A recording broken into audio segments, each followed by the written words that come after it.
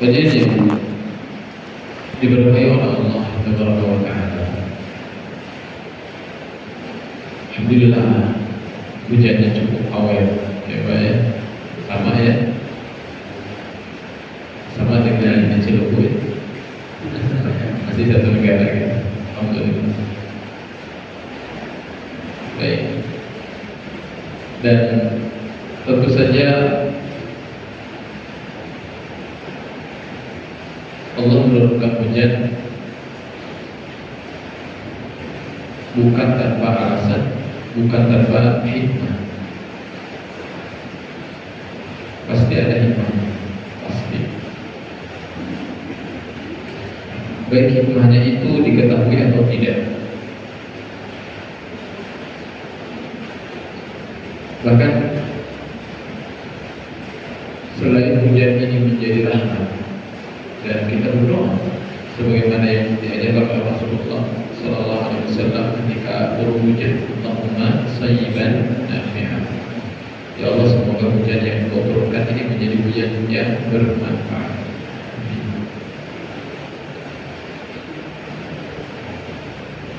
Dan bisa jadi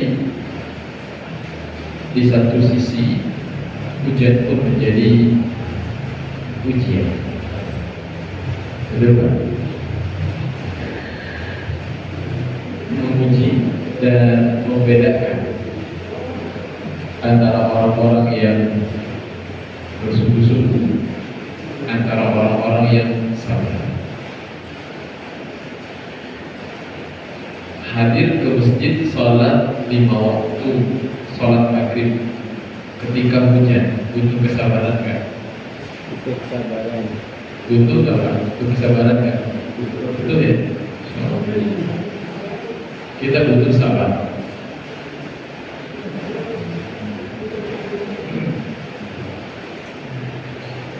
Bahkan setelah sholat duduk di kajian, butuh sabar kan?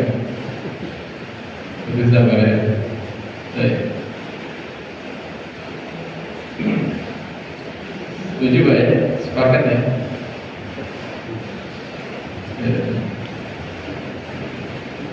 Ya.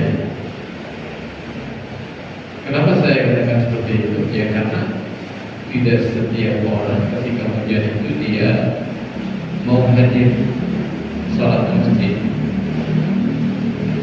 Tidak setiap orang, bahkan yang sudah sholat di masjid pun, ya tidak semuanya bertahan untuk mendengarkan kajian. Tidak semua. Yang jelas ini adalah taufik dari Allah. Ini adalah taufik dari Allah Subhanahu wa Ta'ala sebagai tanda bahwa Allah menginginkan kebaikan kepada seorang hamba. Kan hadisnya jelas. Rasulullah mengatakan, "Man yuridillahu bihi khairan yufaqihuhu fid-din." Siapapun yang Allah inginkan darinya kebaikan, maka Allah akan fahamkan dia agama. Dalam hadis yang lain juga Rasulullah mengatakan, "Innallaha idza arada 'abdan ista'mala." Allah itu kalau pengen kebaikan dari seorang hamba, Allah akan mudahkan dia untuk melakukan kebaikan di saat orang lain sulit melakukan kebaikan itu. Jadi hujan ini ujian bagi kita semua.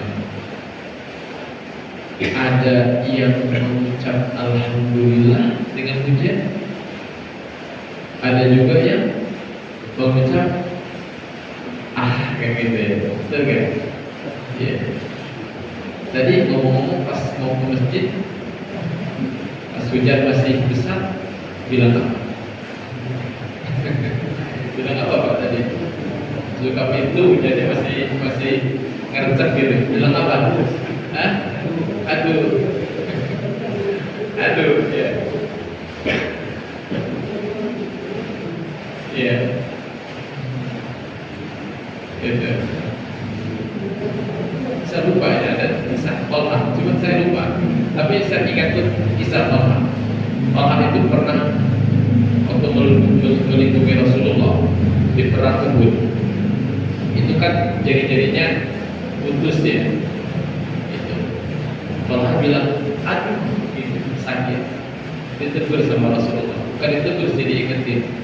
Coba kamu bukan bilang aduh, coba bilangnya itu, saya lupa juga sih, bilang subhanallah, bismillah gitu. Terus janjinya juga lupa juga saya. Tapi yang jelas ada kisah itu.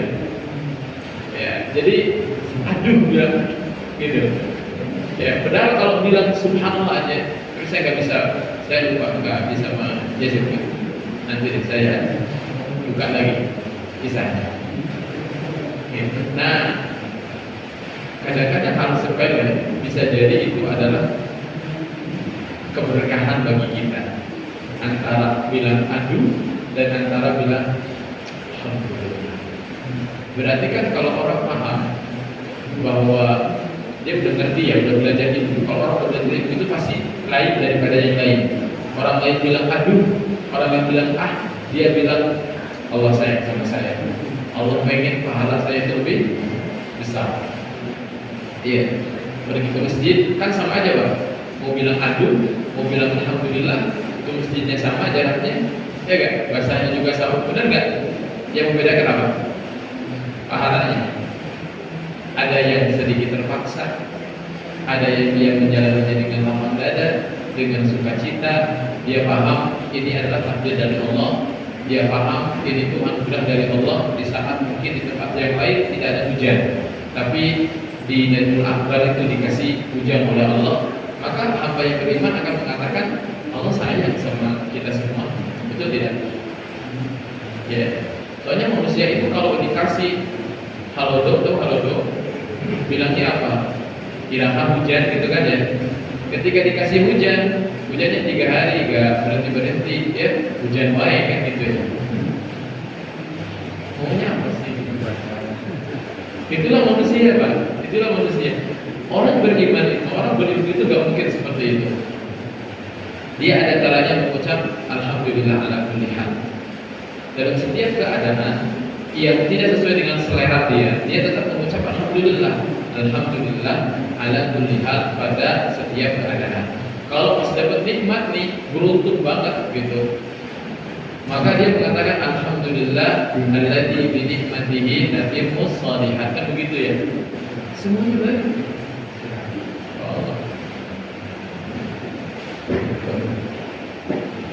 Jadi seorang yang berilmu di sini itu ilmu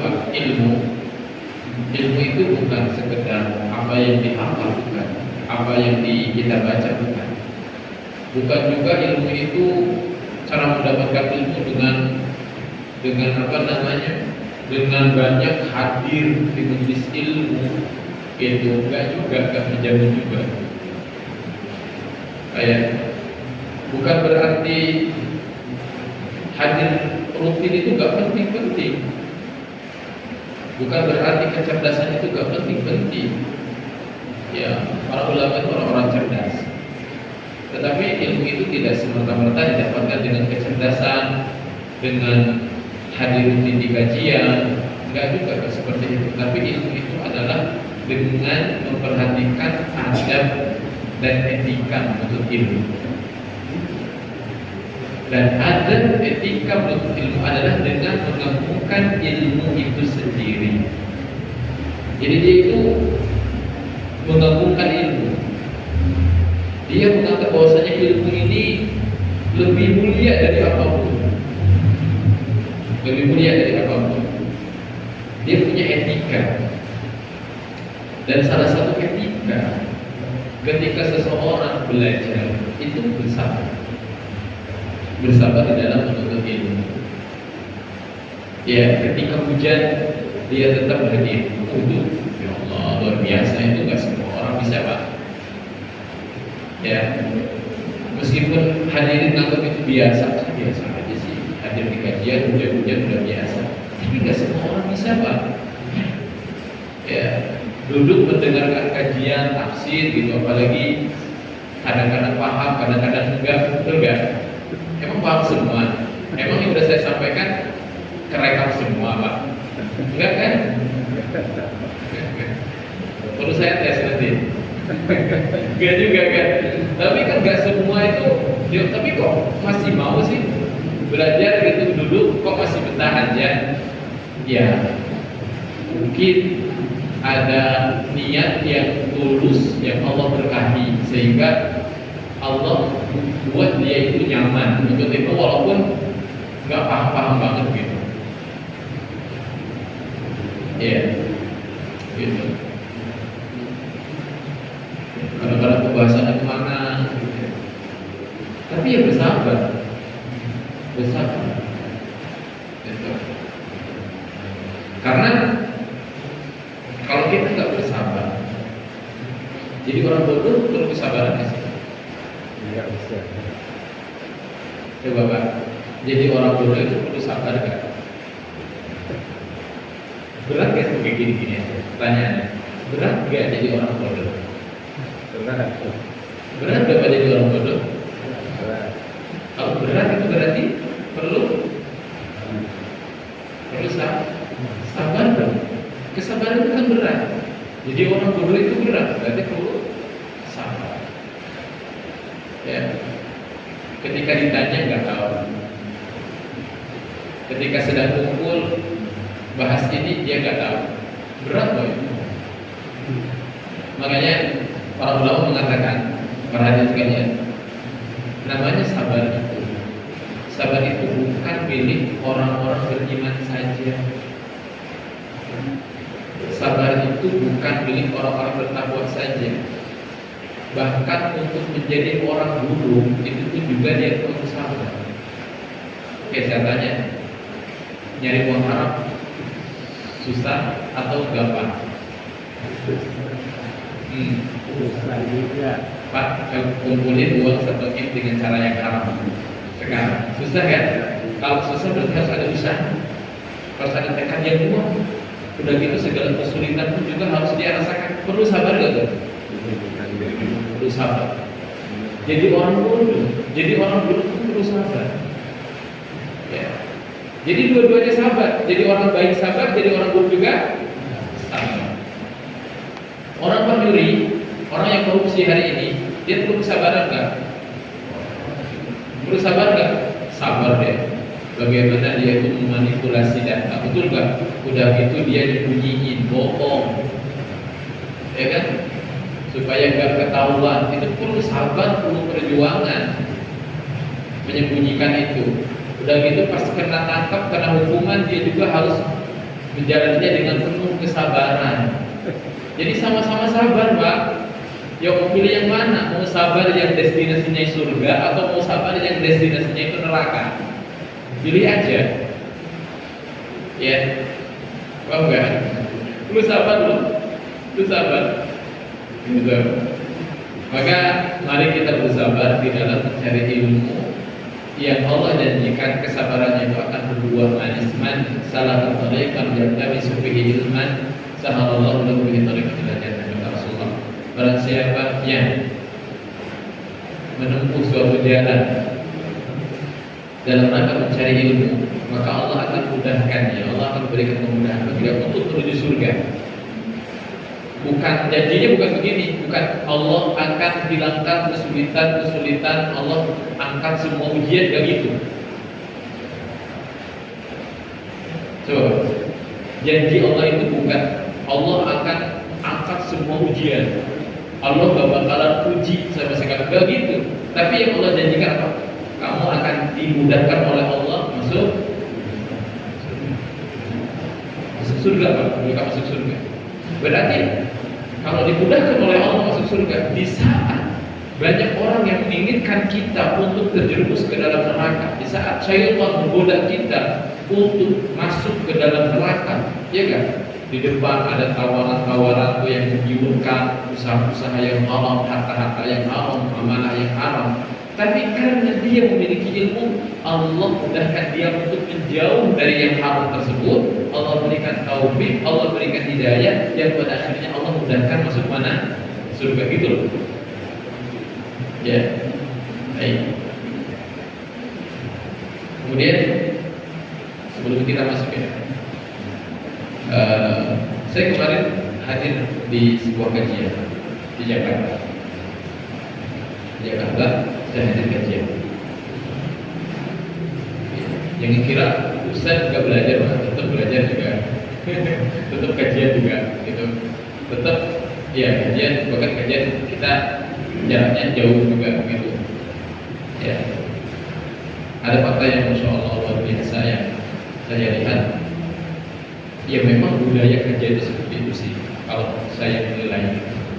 Apa itu?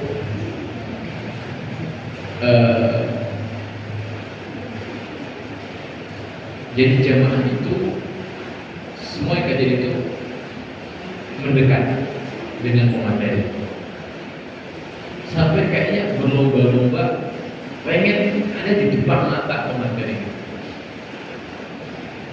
Itu yang Masya Allah ya, kalau dan jarang sekali di kita budaya Islam. Itu udah budaya juga, tapi budaya yang kurang baik menurut saya. Karena budaya menuntut ilmu itu, coba lihat ya, budaya para ulama itu budayanya adalah mendekat, gitu. Kan kalau di belakang, kalau jemput saya ada yang lihat kelihatan nggak? Nggak kelihatan ya. Nah itu parameternya, parameter menuntut ilmu sejatinya. Kalau ada rambut besar yang jatuh di atas, gitu.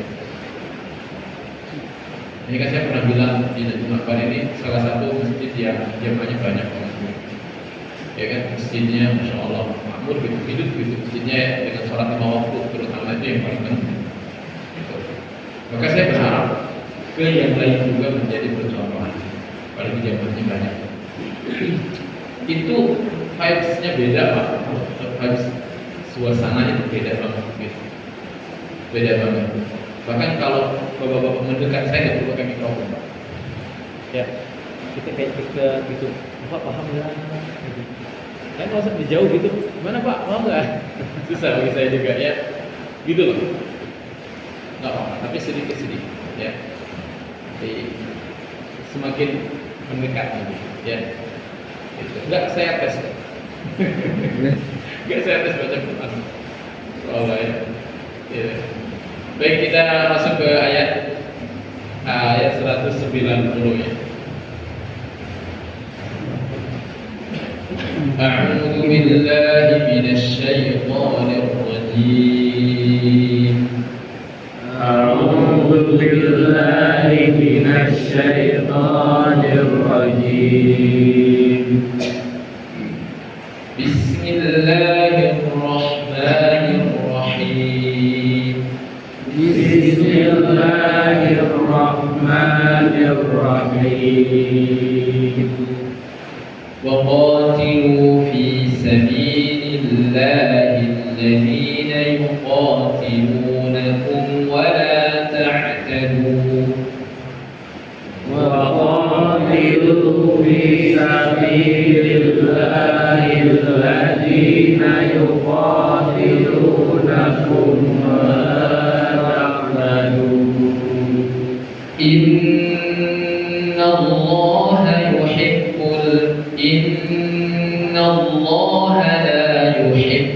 المعتدين. إن الله لا يحب المعتدين.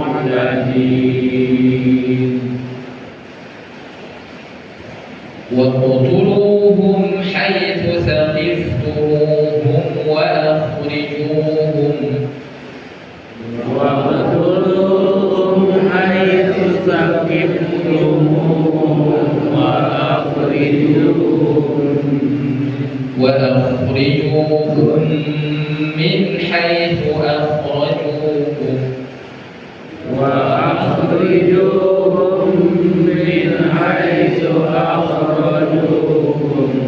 والفتنة أشد من القتل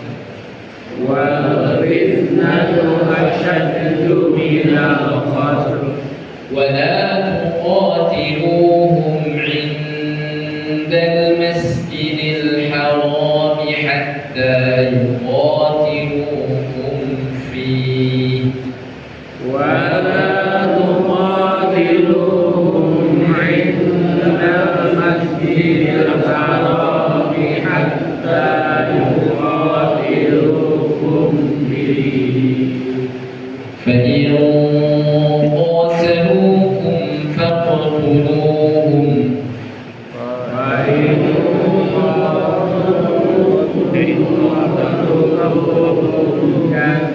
كذلك جزاء الكافرين كذلك جزاء الكافرين فإن انتهوا فإن الله غفور رحيم فإن انتهوا فإن الله غفور رحيم. Allah Taala mengatakan waqatilu fi sabilillah, dan berperanglah di jalan Allah.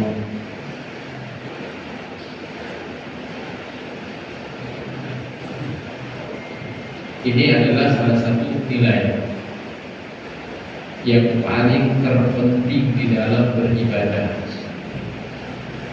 Dan berperanglah di jalan Allah ini menunjukkan kepada suatu nilai yang paling berharga, terpenting, istimewa di dalam beribadah. Apa itu? Ikhlas. Dan kata ikhlas ini berperanglah di jalan Allah, bukan di jalan syaitan, bukan di jalan manusia. Maksudnya di jalan Allah, berperanglah dalam rangka arah keridhaan Allah. Begitu maksud di jalan Allah itu, betul tidak? Misalkan infak di jalan Allah, maksudnya apa sih infak di jalan Allah itu? Iya, untuk meraih ridha Allah, bukan untuk meraih ridha manusia. Dan ini bukan hanya dalam berperang saja sebetulnya. Jadi berperanglah di jalan Allah itu memang prinsipnya memang begitu. Ibadah itu adalah semuanya harus dilaksanakan demi meraih ridha Allah, wajah Allah. Salah satunya adalah dalam berperang, gitu kan? Paham ya? Salah satunya adalah berperang. Loh ya Kak, kasihan banget kalau orang itu berperang sampai nyawanya hilang, tapi akhirnya dia masuk neraka. Ada nggak begitu? Ada nggak begitu? Ada. Ya, ada loh Pak begitu. Pernah ada orang mati bersimbah darah dengan tusukan itu di zaman Rasulullah. Terus para sahabat itu apa ya, ribut gitu, membahas dia. Keren banget matinya sampai segitunya. Maka para sahabat menyangka kalau dia itu adalah ahlu surga. Tetapi apa kata Rasulullah? Huwa finnar. Enggak. Dia di mana? Di neraka. Allah kasih tahu sama Rasulullah. Allah bongkar apa yang ada dalam hatinya. Ini perang Pak. Ada deh orang yang korbanin nyawa tapi bukan untuk Allah ya. Sayang banget gitu Pak. Betul nggak? Oke lah, kalau bukan nyawa masih penting lah. Ini mah nyawa Pak. Nyawa kan cuma satu. Nyawa cuma satu. Kalau nyawanya hilang udah hilang. Cuma satu loh. Tapi kok ada orang yang dia itu mengorbankan nyawanya bukan di jalan Allah. Kalau ada orang yang seperti itu, yang mengorbankan nyawanya bukan di jalan Allah, itu ada apalagi jika ibadah-ibadah yang levelnya di bawah perang gitu loh Pak, betul nggak? Kan orang berpikirnya, ya Allah sayang banget ini nyawa cuma satu-satunya dikorbani, terus bukan untuk Allah. Kan sayang banget. Dia nggak bisa nikmatin hidup lagi bersama. Itu Pak ya. Itu aja ada. Gitu. Yang dia itu berperang untuk selain Allah ada. Kan neraka dinyalakan oleh Allah diawali dengan 3 orang. Satu, orang yang baca Quran. Allah tanya, untuk siapa kamu baca Quran? Maka dia menjawab dari kiamat, aku baca Quran untukmu ya Allah. Apa kata Allah? Kadzabta, bohong kamu. Kamu baca Quran dituqal annaka qari, supaya kamu dikatakan kau adalah qari, seorang qari. Ya, maka dia pun dimasukkan ke dalam neraka. Satu lagi dipanggil. Orang dermawan. Ya, siapa itu? Orang yang dermawan. Orang yang dermawan. Harta itu yang paling dicintai manusia, betul nggak? Tapi dia mengeluarkan harta tersebut ternyata bukan untuk selain Allah. Maka Allah tanya, untuk apa kamu keluarkan harta tersebut? Aku mengeluarkan harta ini untuk di jalanku ya Allah. Kadzab, bohong kamu, dusta. Allah Maha tahu apa yang dalam hati dia. Ya, engkau menginfakannya di dunia hanya karena engkau ingin dikatakan sebagai orang dermawan, masuk kamu ke dalam neraka. Dan satu lagi, orang yang berjihad, dia mati bersibah darah, dipanggil oleh Allah, untuk apa kamu dulu sampai mati seperti ini?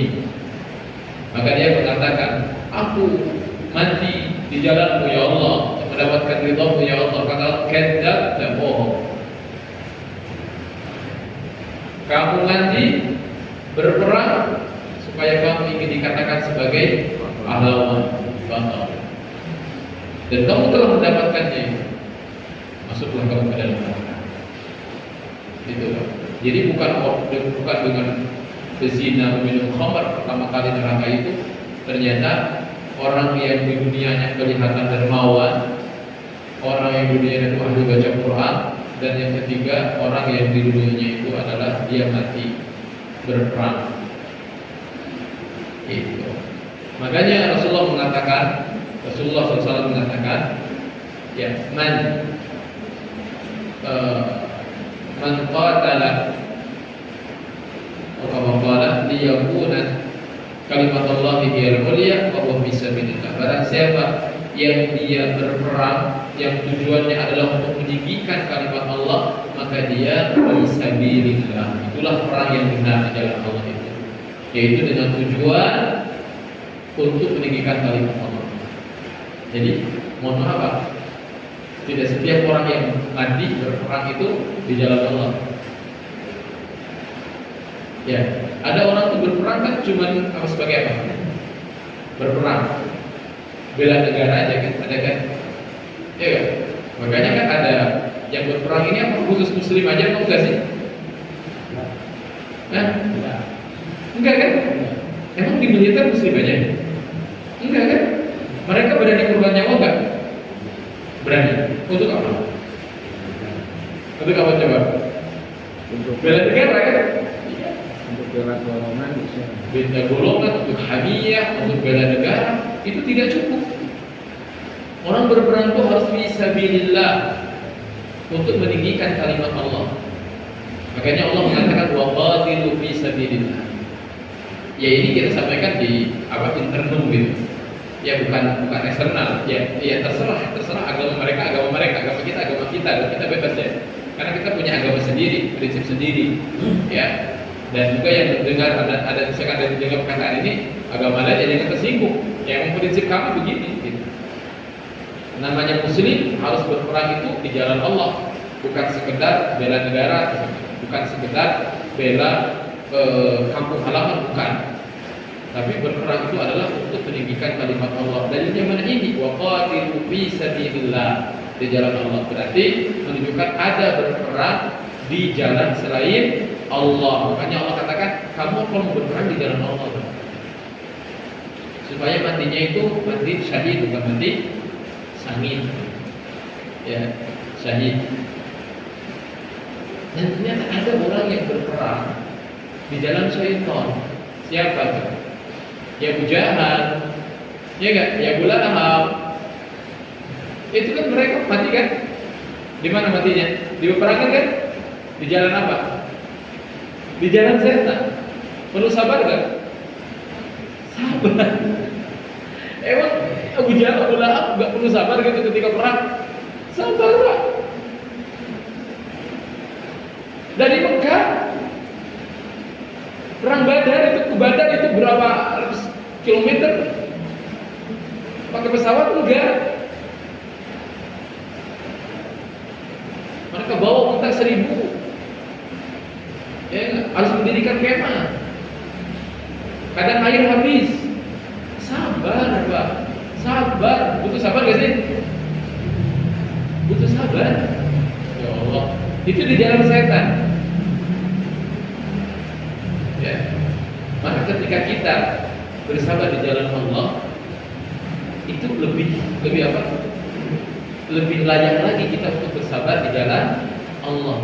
Orang banyak bersabar di jalan syaitan, ya kita sabar di jalan Allah lebih layak lagi. Gitu. Ya.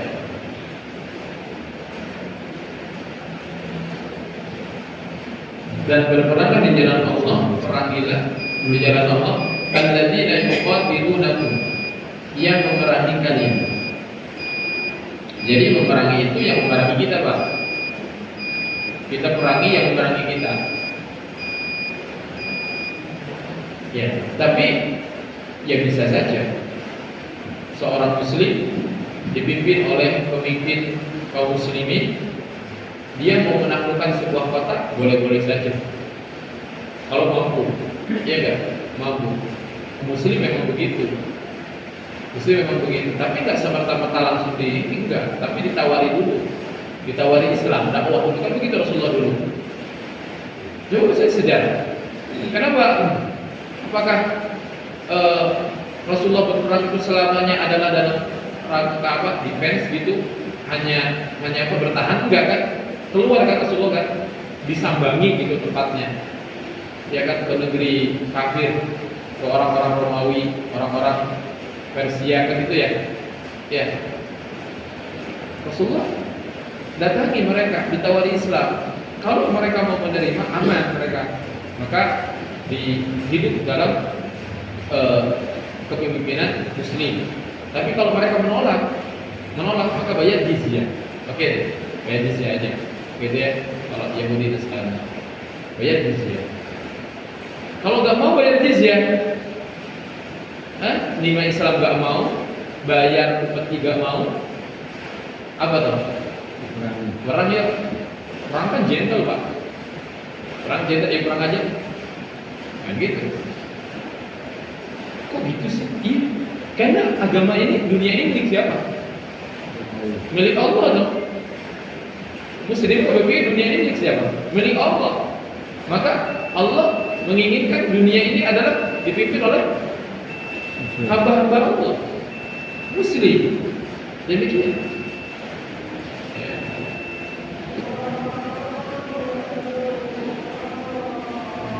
Baik, jadi sekalian yang dirahmati oleh Allah Subhanahu wa Ta'ala.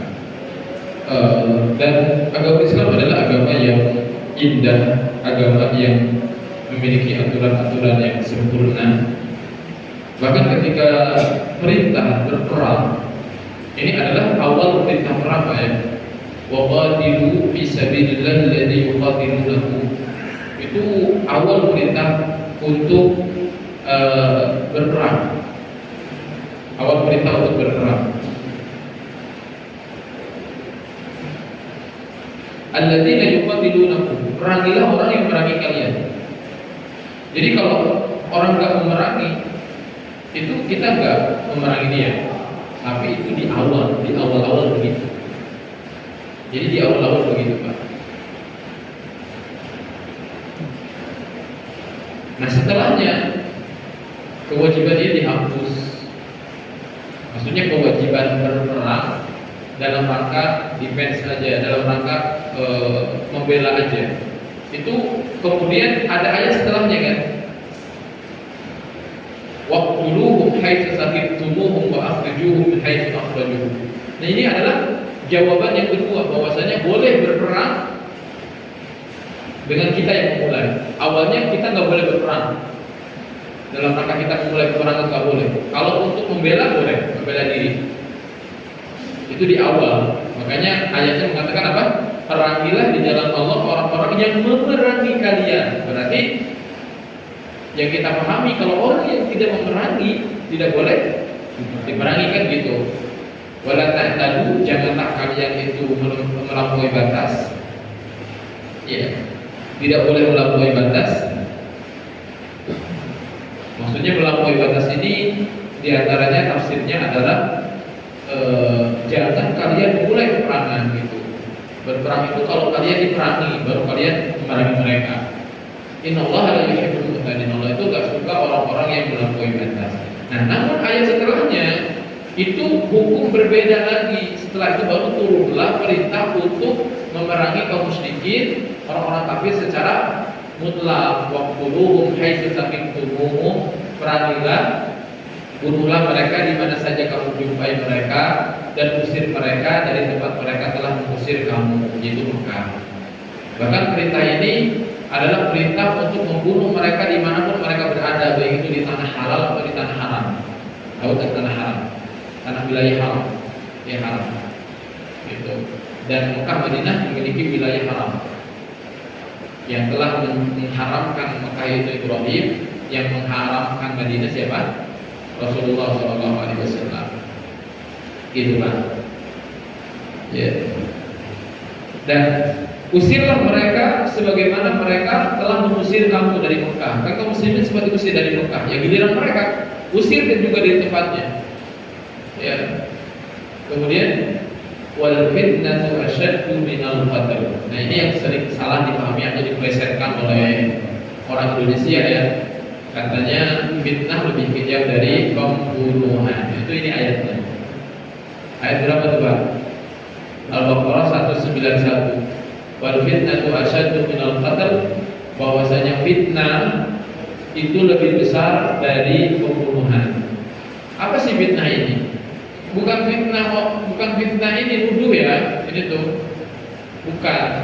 Cuman kita terjemahinnya sesuai dengan lahir saja gitu. Indonesia, fitnah Indonesia, bukan.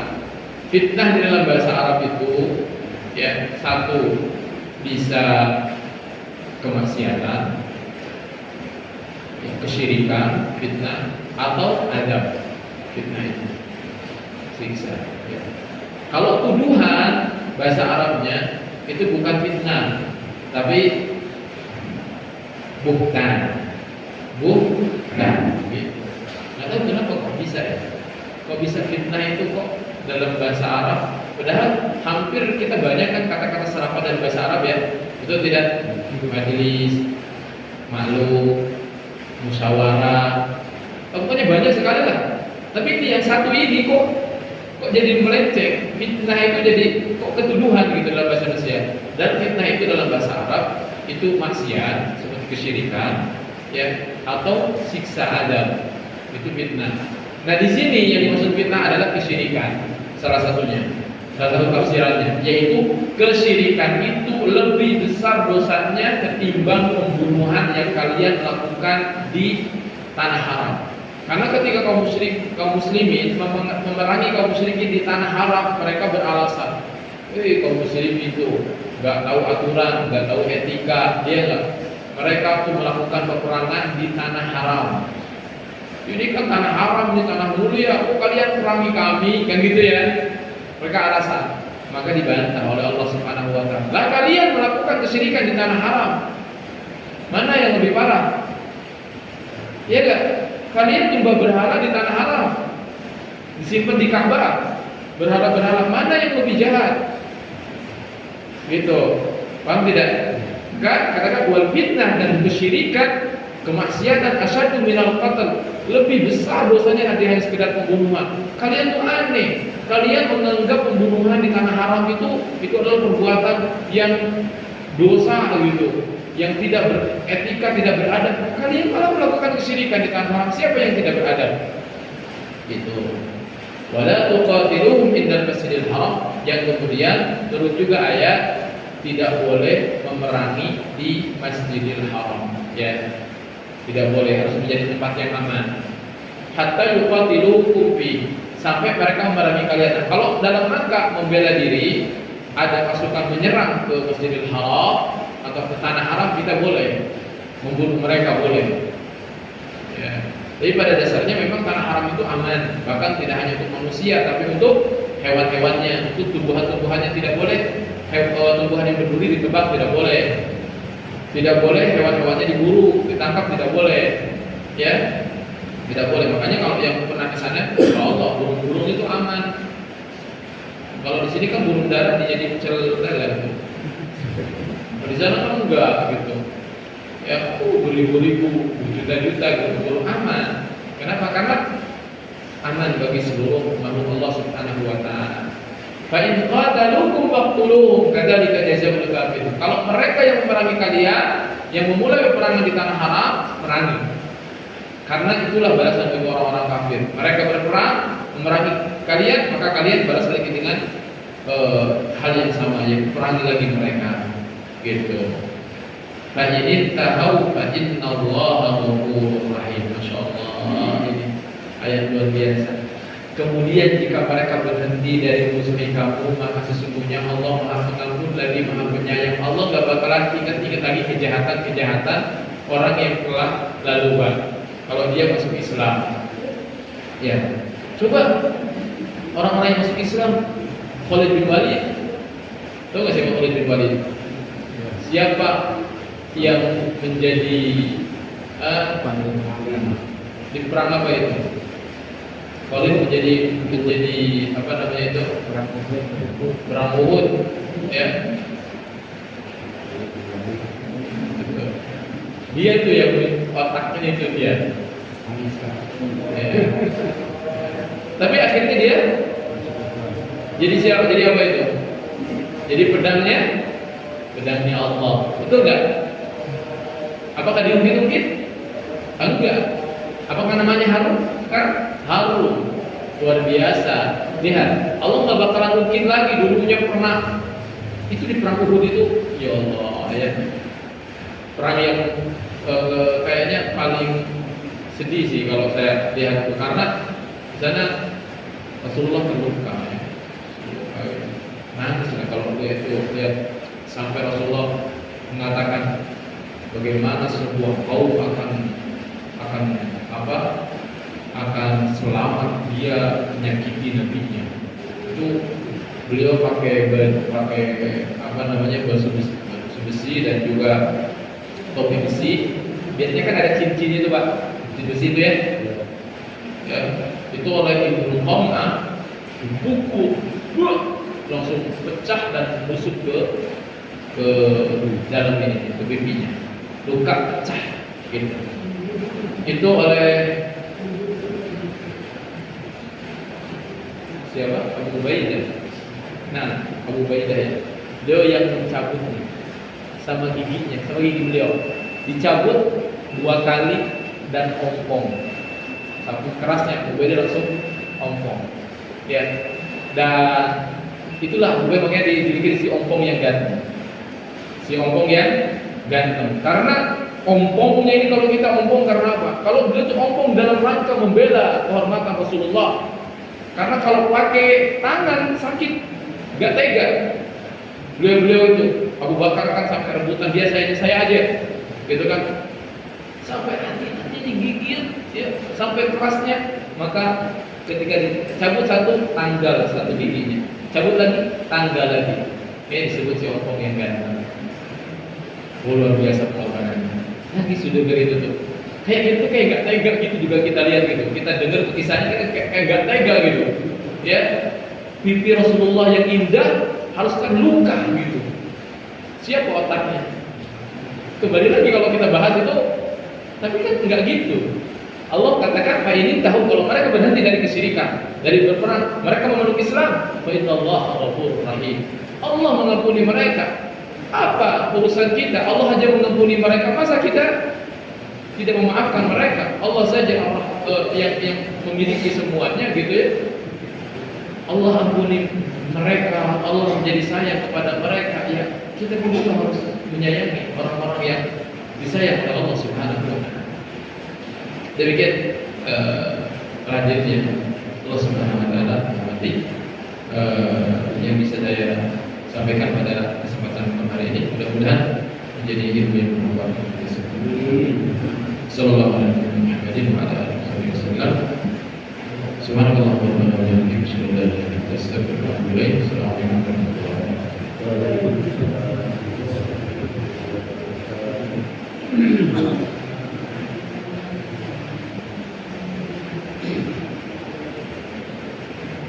Alhamdulillahirrahmanirrahim. Mudah-mudahan Allah memberikan kita kepahaman dari manusia yang kita itu doa kepada Majelis Subhanallah nomor 3 asyhadu an la ilaha illa anta astaghfiruka wa atubu ilaik. Dan sebelum iqamah silakan untuk sholat sunat.